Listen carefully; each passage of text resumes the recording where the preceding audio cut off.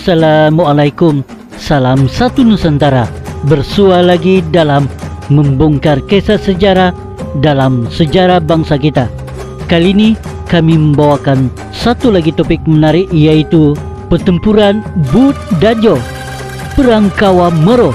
Mari sama-sama kita dengarkan apakah kisah sejarah bangsa kita untuk kali ini.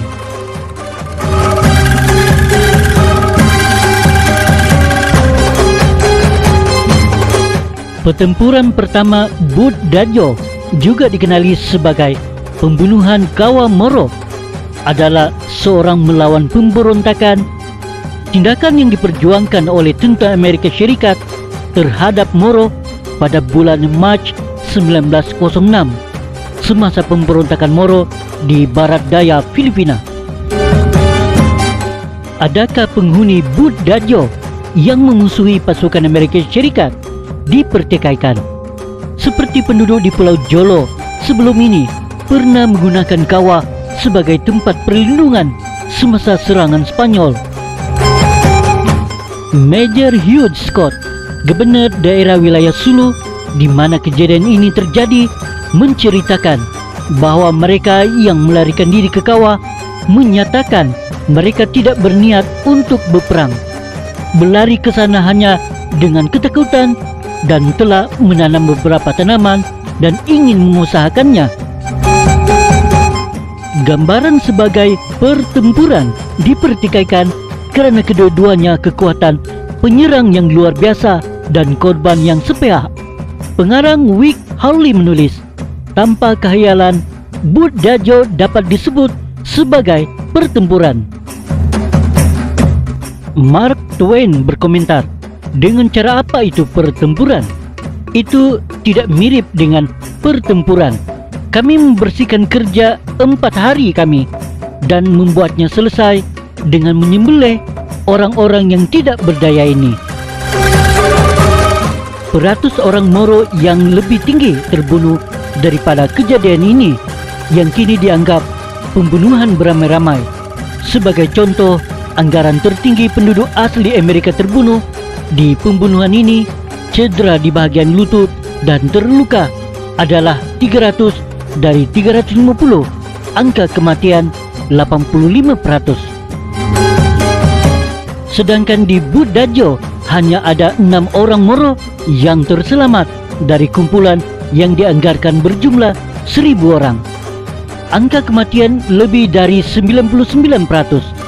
Seperti cedera di lutut, kumpulan Moro termasuk wanita dan kanak-kanak. Lelaki Moro di kawah yang memiliki senjata, yaitu memiliki senjata jarak dekat. Walaupun pertempuran hanya terbatas pada aksi darat di Jolo, penggunaan senjata api angkatan laut memberi sumbangan besar kepada kekuatan tembakan yang luar biasa untuk melawan pasukan Moro. Semasa perang, 750 orang dan pegawai di bawah komandan Kolonel J.W. Duncan menyerang kawah gunung berapi di Bud Dajo, dalam bahasa Tausug Bud Dahu, yang kini dihuni oleh 800 hingga 1000 Tausug penduduk kampung. Menurut Herman Hagedorn yang pernah menulis sebelum itu Perang Dunia Kedua, kedudukan yang dipegang oleh orang Moro adalah yang paling kuat yang memusuhi di Filipina pernah mempertahankan diri dari serangan Amerika. Walaupun pertempuran itu adalah kemenangan bagi pasukan Amerika, ia juga merupakan bencana hubungan masyarakat yang tidak dapat dikawal.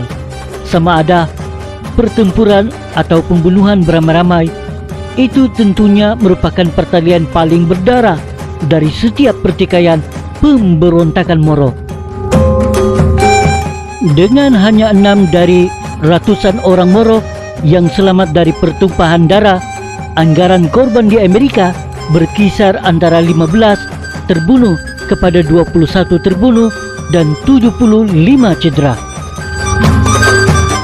Pertempuran pertama di Bud Dajo berlaku pada hari-hari terakhir General Leonard Wood, sepenggal sebagai gubernur wilayah Moro. Istilah Wood adalah masa reformasi yang hebat. Beberapa pembaharuan ini termasuk penghapusan, penghambaan, dan pengenaan cedula sebagai pendaftaran cukai pengundian kurang popular dengan subjek Moro, yaitu Muslim. Cedula sangat tidak popular kerana orang Moro mentafsirkannya sebagai bentuk penghormatan, dan menurut Wick Harley, penyertaan Moro dalam cedula sangat rendah bahkan setelah 30 tahun penjajahan Amerika. Pembaharuan ini ditambah dengan kebencian umum orang asing Kristian penjajah, mewujudkan suasana tegang dan bermusuhan semasa pemerintahan Wood, dan pertempuran paling berat dan berdarah semasa pendudukan Amerika di Mindanao dan wilayah Sulu berlaku di bawah jagaannya. Walaupun permusuhan Moro merosot pada zaman terakhir pemerintahan Wood, tempo penggantian Wood, yaitu General Tasker H. Bliss, adalah masa kedamaian relatif. Dalam suasana tegang kebencian Moro inilah peristiwa yang membawa kepada pertempuran Bud Dajo dimainkan.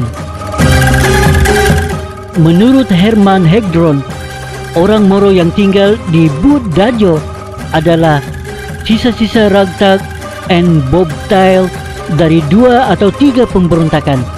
Kambing hitam berpuluh-puluh kali lipat. Pemberontakan terhadap cukai pengundian, keras menentang penjajah Amerika, penjahat menyedari nama datuk, yaitu penguasa, dan dikutuk oleh unsur-unsur stabil di kalangan orang Moro itu sendiri. Wick Harley, pengarang Swiss Chris, menambahkan bahawa sebab-sebab yang menyumbang kepada pertempuran Bud Dajo adalah kebencian atas pembatasan perdagangan nambah, penyerbuan lembu, dan hak mencuri wanita orang Moro dari Sulu. Sebaliknya, Major Hugh Scott menggambarkan penghuni Bud Dajo sebagai penduduk kampung yang tidak berbahaya, yang meminta perlindungan dari pergolakan di Jolo yang disebabkan oleh tindakan pasukan Amerika.